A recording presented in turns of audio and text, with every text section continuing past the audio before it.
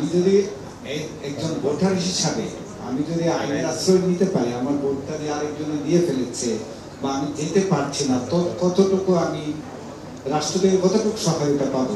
আমি যদি বলি যে আমার নাগরিক অধিকারটা আমি পাইনি বা আমি ভোটটা দিতে পারিনি, আমাকে বাধাগ্রস্ত করা হয়েছে, নাহলে আমার ভোটটা জাল ভোট দেওয়া হয়েছে, আমাকে রাষ্ট্র ওই হিসাবে সহযোগিতা করবে কিনা, ওই নিশ্চয়তা দিবে কিনা? যদি নির্বাচন কমিশন তো অনেক বড় শব্দ, নির্বাচন কমিশন এই ব্যবস্থা দিবে, কি ব্যবস্থা দিতে পারবে তখন আপনি আমাকে একটু বুঝিয়ে বলেন না। আমাকে যদি ক্লেম করার সুযোগটা দেয়, এটা হতে পারে আইনগতভাবে হতে পারে, আমি যদি ক্লেম করার সুযোগ দিই, আমি যে দিতে পারি না, আমার কমপ্লেইনটা নিবে কিনা?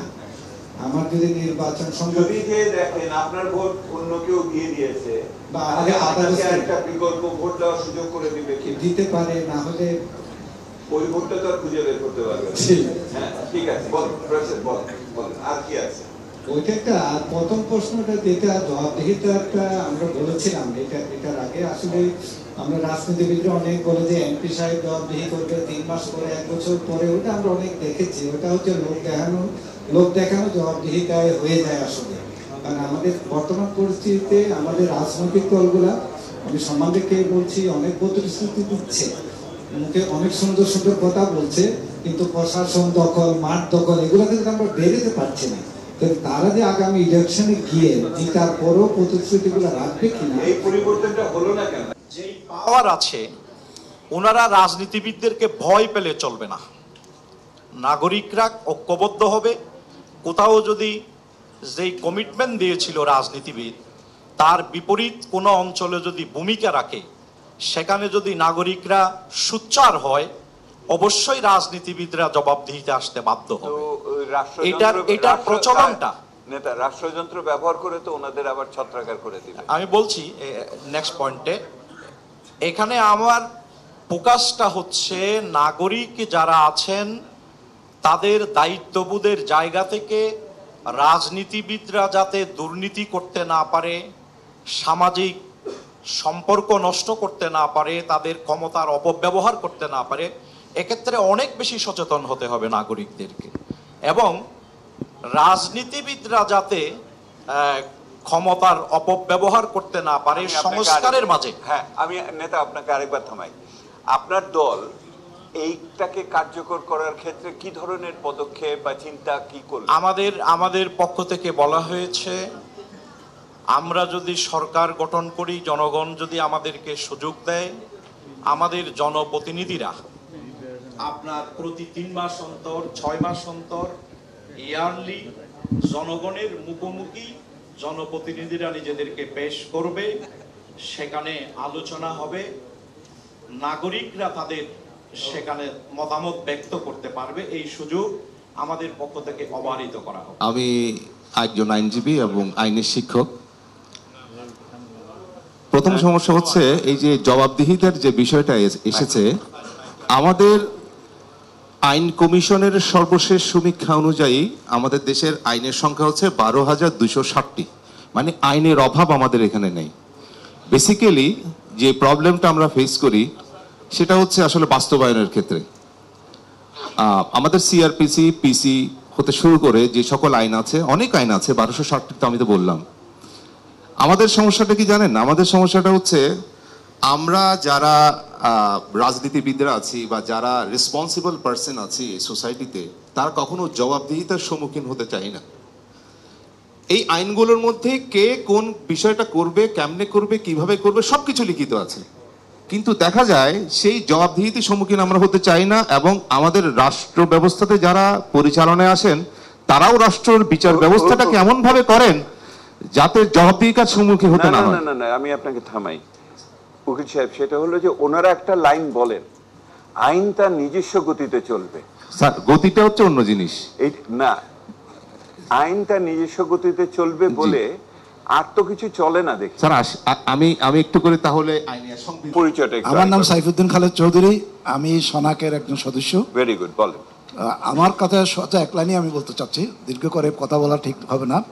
সেটা হলো, যারা জনপ্রতিনিধি থেকে শুরু করে সরকারে যারা কর্মকর্তা কর্মচারী, যারা মানুষের পরিচালনা, রাষ্ট্র পরিচালনা যারা আছে, সর্বক্ষেত্রে তাদের জবাবদিহিকে আনতে হবে। অন্তত তাদের মাসে একবার হোক বা তাদের বছরে একবার হোক। আপনি প্রশাসন বলছেন না রাজনীতিবিদদের, জনপ্রতিনিধিদের কথা বলছেন? প্রশাসন এবং জনপ্রতিনিধি যারা আমাদের সরকারকে পরিচালনা করেন। এক সেকেন্ড, আমি পত্রপত্রিকায় লেখালেখির সাথে জড়িত আছে এখন। বলেন। আমার একটা সুনির্দিষ্ট প্রস্তাব হলো যে বাংলাদেশের নির্বাচনী ব্যবস্থাটা সন্ত্রাস এবং অনিয়মের মাধ্যমে ধ্বংস করা হয়েছে।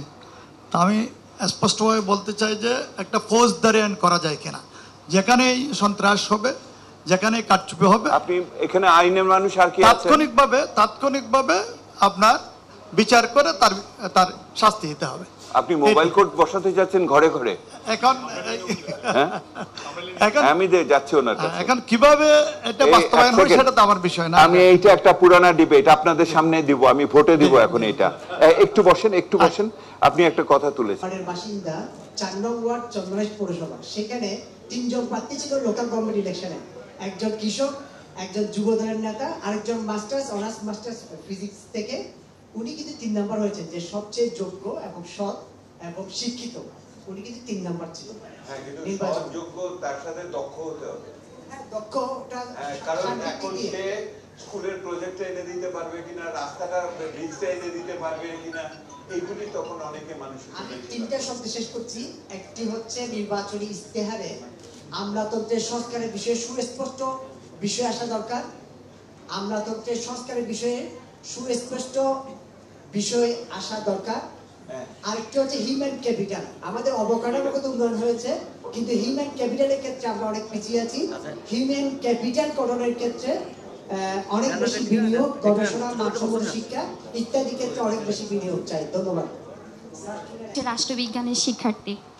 আসলে হচ্ছে আমি আজকে যে বলতে চাচ্ছি স্বচ্ছতা বা জবাবদিহিতার ক্ষেত্রে, সেটা হচ্ছে শিক্ষাক্ষেত্র এবং হচ্ছে সরকারি যে কর্মকর্তা কর্মচারীগণ আছে, আমরা যদি হচ্ছে একজন শিক্ষার্থী বা সাধারণ মানুষ হিসেবে কোনো একটা সরকারি প্রতিষ্ঠানে যদি কোনো সেবা বা তথ্যের জন্য গিয়ে থাকি, যেমন হচ্ছে জন্ম নিবন্ধন বা যে কোনো রকম সমস্যার জন্য আমরা যদি সেটা সমাধানের ক্ষেত্রে যাই, তারা হচ্ছে আমাদেরকে কোনো রকম নির্দিষ্ট সমাধান দেয় না, তাদের হচ্ছে কথা বলা যায় না, তাদের হচ্ছে আপনি হচ্ছে তাদের থেকে 2টা মিনিট পাবেন না, তারা এতটা ব্যস্ত, অথচ হচ্ছে তারা জনগণের সেবক, আমাদের সেবক। আপনি আমাকে সমাধান দেন। সমাধান একটা সমাধান তো হলো মব করে তাকে পিটায় দেওয়া। না স্যার, এটা কখনোই সমাধান না। আচ্ছা, তাহলে আর কি সমাধান আছে বলেন? আমাদেরকে হচ্ছে নিয়োগের ক্ষেত্রে এমন সব মানুষদেরকে হচ্ছে নিয়োগ দিতে হবে যারা হচ্ছে আসলে, ওরা কি বিশেষ করে এই যে বিভিন্ন চট্টগ্রাম শহর 13টি জেলায় প্রায় 64টি ক্যাম্পে প্রায় 5 লক্ষ লোক বসবাস করতেছে অমানবিকভাবে। 54টা বছর হয়ে গেছে, কিন্তু কোনো রাজনৈতিক দল বা যে কেউ, আমরা এমনকি এখানেও আমি পাই নাই, এখানে খুঁজতেছিলাম যে কোথাও কোনো কথা লেখা আছে কিনা এখানে আপনার চা কর্ম কথা লেখা ছিল। কিন্তু এই যে আপনাকে আমরা খুঁজে এখানে নিয়ে আসছি, আমরা তো দাওয়াত দিয়েই আনছি আপনাকে, তাই না? তার মানে আমার মনে তো আছে। অবশ্যই। বলেন। তো আমি শুধু এতটুকু বলবো যে এই বিষয়টাকে অন্তর্ভুক্ত করা হোক, এবং বিশেষ করে যে পুনর্বাসনে, যেটা আমরা বুঝি যে ক্যাম্পগুলো, যেখানে ওই যে 6 জন 7 জন লোক যেতটুকু জায়গার ভিতরে ছিল, আজকে 3টা প্রজন্ম সেখানে জন্ম হয়েছে এবং মৃত্যুবরণ করেছে। অত্যন্ত মানবিক দিক থেকে আমি রিকোয়েস্ট করব আমাদের এই বিষয়গুলোকে এই নির্বাচনী ইশতেহারে আনা উচিত। সমর্থন দিচ্ছেন তো? ধন্যবাদ সবাইকে। মূলধারার সাথে একত্রিত